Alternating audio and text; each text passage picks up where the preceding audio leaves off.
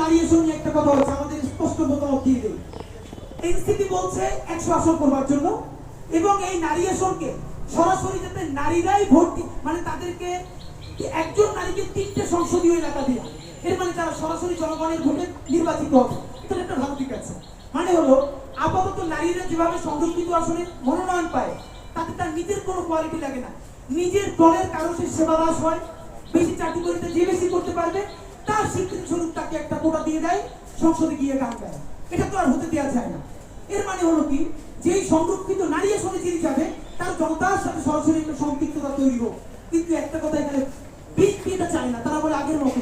NCP বলে না, তাদের একসঙ্গে সরাসরি ভোট দেওয়া হোক, কিন্তু দুটোর মধ্যে দুটো ক্রাইসিস আছে।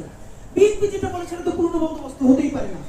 এনসিপি যেটা বলেছে খেয়াল করে দেখেন, তাহলে 300 আসন যদি সংরক্ষিত নারী সদস্য হয় 100, তাহলে একজন নারীর এগেইনস্টে 3টা কনস্টিটিউয়েন্সি পড়বে।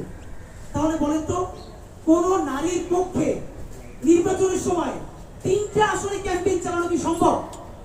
মানে আমরা যারা পুরুষ নির্বাচন করে তারাই তো সেটা পুরো একটা নির্বাচনী আসন কভার করতে পারে না, তাহলে নারী কিভাবে 3টা আসন সে ক্যাম্পেইন করবে?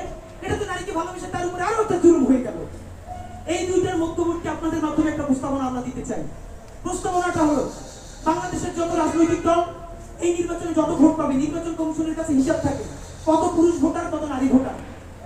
ভোটের শেষে নির্বাচন কমিশন ঘোষণা করবে যে এই নির্বাচনে বিএনপি নারী ভোটারদের 40% পেয়েছে, জামাত 20% পেয়েছে, এনসিপি 3% পেয়েছে। এর মানে পুরো জাতীয় নির্বাচনে নারী ভোটারদের সংখ্যা যেই দল যত পাবে তার অনুপাতে সে সংসদে নারী আসন পাবে।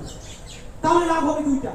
একে হলো, তখন নারী নিজে তার একটা এজেন্সিশিপ তৈরি হবে। ও, আমি যে ভোটটা দিচ্ছি এটার একটা স্পেশাল দাম আছে, কারণ নারীদের ভোটের উপরে নির্ভর করবে প্রত্যেকটা রাজনৈতিক দল সংসদে কতগুলো নারী আসন পাবে। নাম্বার 1। নাম্বার 2, এই যে আমরা অনেকের ব্যাপারে ইসলামী দলগুলোর ব্যাপারে বলি কি, তারা নারীদের কাছে যায় না, নারীদেরকে গুরুত্ব দেয় না, কিন্তু বাংলাদেশের রাজনীতিতে নারীকে তো সামনে লাগবে। Very good.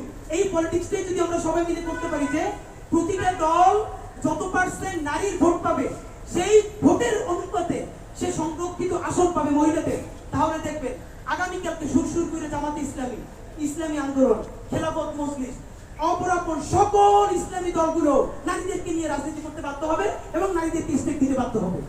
সুতরাং আমরা এটা আপনাদেরকে বলে রাখলাম। ফাইনালি আপনাদের সাথে আমরা যেটা বলতে চাই, যদি এবং আমরা বলেছিলাম যে একটা উচ্চপক্ষ হবে, নিম্নপক্ষ হবে। নিম্নপক্ষে সাধারণ ভোট হবে, উচ্চপক্ষে একটা আনুপাতিক হারে হোক, যেভাবে হোক আপনারা ঠিক করেন। তো